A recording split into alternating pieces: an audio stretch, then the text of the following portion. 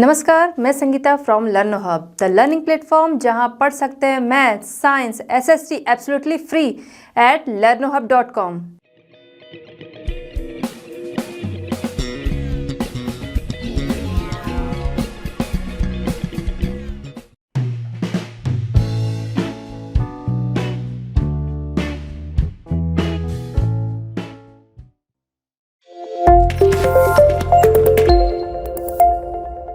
चलिए बच्चों, हमारा आज का चैप्टर हम स्टार्ट करते हैं क्वेश्चन नंबर 1 से। क्वेश्चन 1 हमारा है match the following.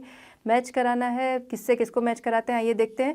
Gurjara Pratiharas को हम मैच कराएंगे। गुजरात एंड राजस्थान। गुर्जारा प्रतिहारास जो थे, इनका जो शासन था वो काफ़ी बड़ा था, शासन विस्तार इनका काफ़ी बड़ा था, जिसमें गुजरात और राजस्थान जो था वो मेन था। ये राजपूत राजवंश से आते हैं और इन्होंने 6 to 12 सेंचुरी तक राज किया। नेक्स्ट हम देखते हैं राष्ट्रकूटास को हम मैच कराएंगे वेस्टर्न डेक्कन से। राष्ट्रकूटास जो थे, इन्होंने नासिक को अपनी कैपिटल बनाया। 736 से इनका जो शासन होता है वो स्टार्ट होता है। नेक्स्ट हम देखते हैं पालाज को हम मैच कराते हैं बंगाल से। पालाज जो थे ये बौद्ध थे और इन्होंने 4 सेंचुरी तक बंगाल और बिहार पर राज किया। नेक्स्ट हम देखते हैं चोलास को हम मैच कराएंगे तमिलनाडु से। चोलास जो थे वो तमिल क्षेत्र में इनका राज था और ये इंडियन डायनेस्टी से ही बिलोंग करते थे। इंडियन डायनेस्टी से के ही ये थे और इन्होंने 9 to 13 सेंचुरी तक राज किया। नेक्स्ट हम देखते हैं क्वेश्चन नंबर 2। क्वेश्चन नंबर 2 हमारा है who were the parties involved in the tripartite struggle. Tripartite struggle में इन्वॉल्व होने वाली पार्टीज़ कौन सी थी। आइए इसका आंसर देखते हैं। The parties involved in the tripartite struggle were Gurjara Pratihara, Rashtrakuta and Palas. Tripartite struggle में इन्वॉल्व होने वाली ये 3 हैं पार्टीज, गुर्जारा प्रतिहारा, राष्ट्रकूटाज एंड पालाज। इन तीनों में स्ट्रगल क्यों होता था? कन्नौज को लेके, क्योंकि कन्नौज उस समय काफ़ी फल फूल रहा था, जिससे कि सभी उसको अपने कब्जे में लेना चाहते थे। कन्नौज पे ही ये अपना अधिकार सभी करना चाहते थे, जिसके लिए कन्नौज को लेकर इन तीनों पार्टियों में अक्सर झगड़े होते रहते थे, जिसकी वजह से इन्हें नाम दिया गया ट्रिपार्टाइट स्ट्रगल का। चलिए बच्चों, चलते हैं हमारा नेक्स्ट क्वेश्चन। क्वेश्चन 3 हमारा है what were the qualifications necessary to become a member of a committee of the sabha in the Chola empire. Means कि committee of the sabha in the Chola empire का मेंबर बनने के लिए क्या क्वालिफिकेशन नेसेसरी है। आंसर देखते हैं कुछ पॉइंट्स में। आंसर हमारा है should be owners of land from which land revenue is collected. जहाँ से भी लैंड रेवेन्यू कलेक्ट होता है वहाँ पर उनकी खुद की लैंड होनी चाहिए, मतलब वहाँ पर उन्हें लैंड ओनर उन्हें होना चाहिए। नेक्स्ट पॉइंट हमारा है they should have their own homes. उनका खुद का घर होना चाहिए। नेक्स्ट पॉइंट है they should be between 35 and 70 years of as.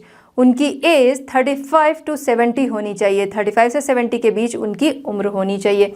Next है they should have knowledge of the Vedas. उन्हें वेदों का ज्ञान होना चाहिए।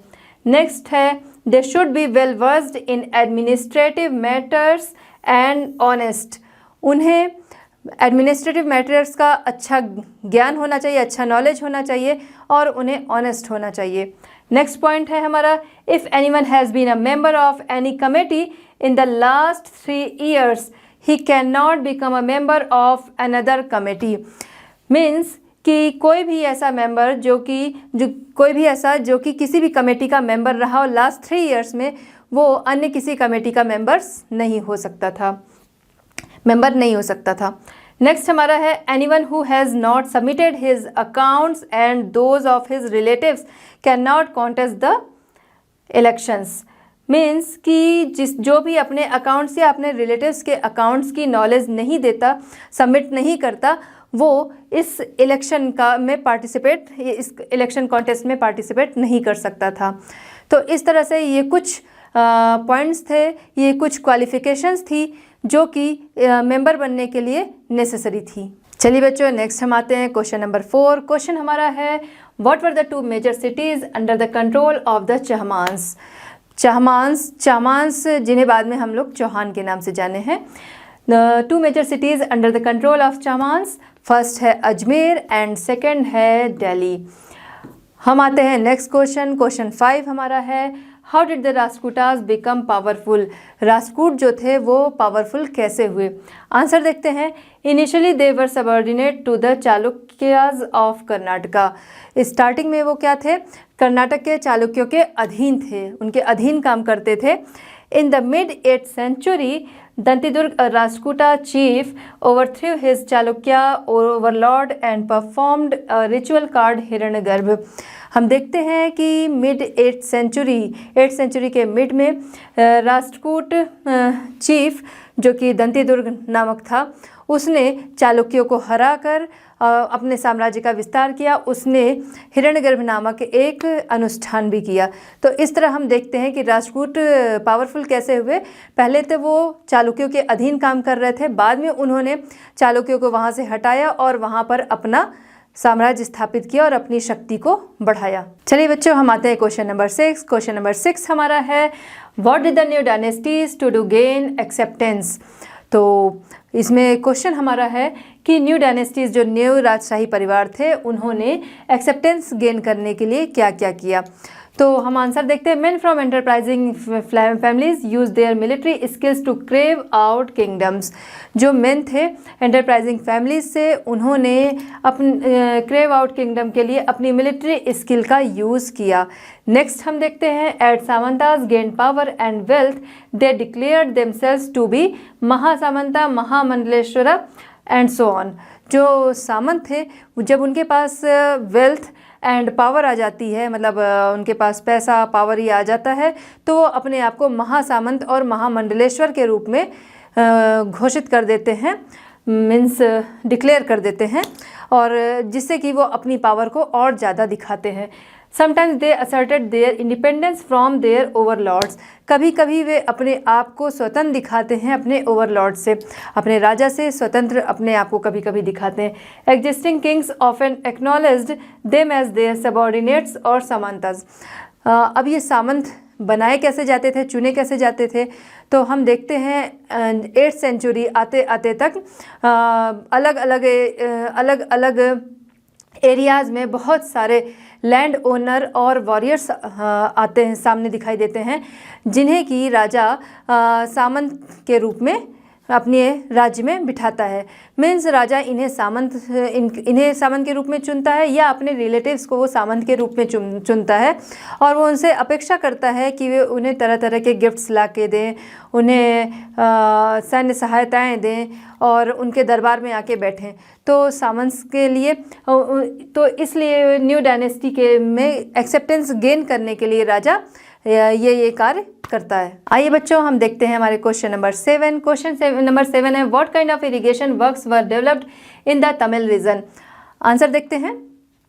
क्वेश्चन हमारा है कि तमिल रीजन में किस प्रकार से डेवलप किया गया इरिगेशन को।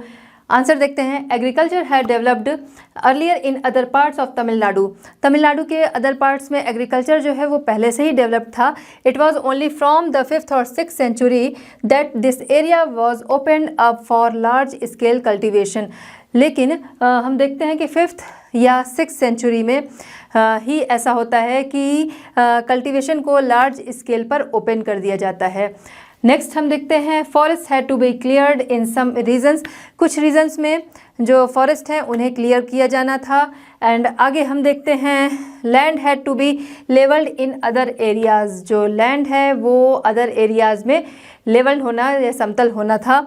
नेक्स्ट हम देखते हैं, in the deltas region embankments had to be built to prevent flooding and canals had to be constructed to carry water to the fields।